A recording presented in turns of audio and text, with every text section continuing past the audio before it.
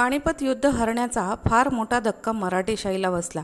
कारण गेली 50 वर्षात कधीही युद्ध न हरणाऱ्या मराठ्यांना पानिपत युद्धात हार पत्करावी लागली. ही गोष्ट तशी अनपेक्षितच होती. कारण पहिले बाजीराव पेशव्यांनी मराठ्यांना जणू सतत विजयाची सवयच लावून ठेवली होती. त्यामुळे ही हार न रुजणारी होती. पानिपतच्या युद्धात खूप जणांनी माघार घेतली, पण कारवाई करायला कोणीच नव्हतं. कारण पानिपतचा पराजय नाणांच्या जिवारी लागला व नाणांचा मृत्यू झाला. मग अधिकार वाणीने बोलणारं कोणीच राहिलं नव्हतं. आणि त्यावेळी अशा परिस्थितीत जाब कुणाला विचारायचा. पण असं म्हणतात, मल्हारराव होळकरांवर त्यावेळी सर्वच जण नाराज होते. परंतु ते युद्धातून माघार घेऊन पुण्याला आले तेव्हा माधवरावांनी विचारण्याचं धाडस केलं. परंतु एवढा अनुभवी ज्येष्ठ सरदार पेशव्यांबरोबर अनेक उन्हाळे पावसाळे पाहिलेला अशी त्यांची ओळख. आणि त्यातच राघोबा दादा व मल्हाररावांचे संबंध अतिशय चांगले होते. एकमेकांच्या साथीने अनेक लढायात सहभागी देखील होते. परंतु तरीही त्यांना विचारणा करण्यात आली. या पळून येणाऱ्या प्रत्येक मराठ्यांना भरतपूरच्या सूरजमल जाटने आश्रय दिला. एका महिन्यात जेव्हा हे पळालेले सैन्य ग्वाल्हेरला पोहोचले त्याचवेळी ते सुरक्षित झाले. परंतु पानिपत ते ग्वाल्हेरचा प्रवास पळून आलेल्या मराठ्यांना अतिशय खडतर होता.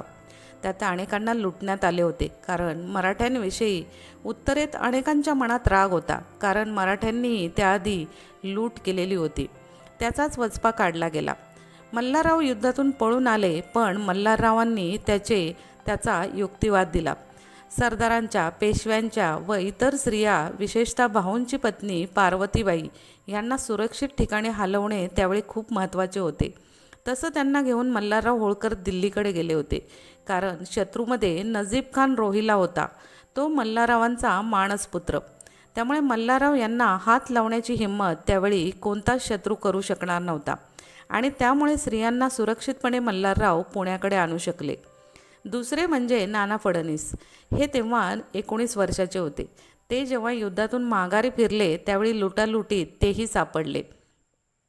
तसं त्यांचे कपडे, अंगावरील दागिने सगळं काही लुटल्याने लज्जा रक्षणासाठी त्यांनी सर्व अंगाला भरपूर राख फासून घेतली व ते कसेबसे जीव वाचून परत आले.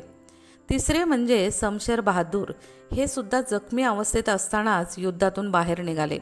त्यांना सैनिकांनी युद्धातून बाजूला काढले असावे असे सांगण्यात येते. त्याविषयी पुरेशी माहिती नाही. परंतु ते जखमी अवस्थेत भरतपूरच्या डिंग येथे येऊन मरण पावले. तेव्हा त्यांना ओळखण्यात आले नाही. परंतु ते दिसण्यास थोडेसे वेगळे होते व देखणे होते. तेव्हा सूरजमल जाट यांनी त्यांची खात्री केली. त्याबाबत पळाले हा शब्द योग्य वाटत नाही. त्यावेळी युद्धाची फिरलेली दिशा पाहून महादजी शिंदे देखील निघाले होते. त्यात त्यांचा पाय जायबंदी झाला. परंतु त्यांनी नंतर पूर्ण ताकदीनिशी पानिपतच्या युद्धाचा बदला घेतला व 10 वर्षात मराठेशाही पुन्हा पूर्ववत आली. असं त्यांचा त्यात मोलाचा वाटा ठरला. पानिपतच्या युद्धात मराठा सैन्य शौर्याने लढले, पण अखेर त्यांची हार झाली.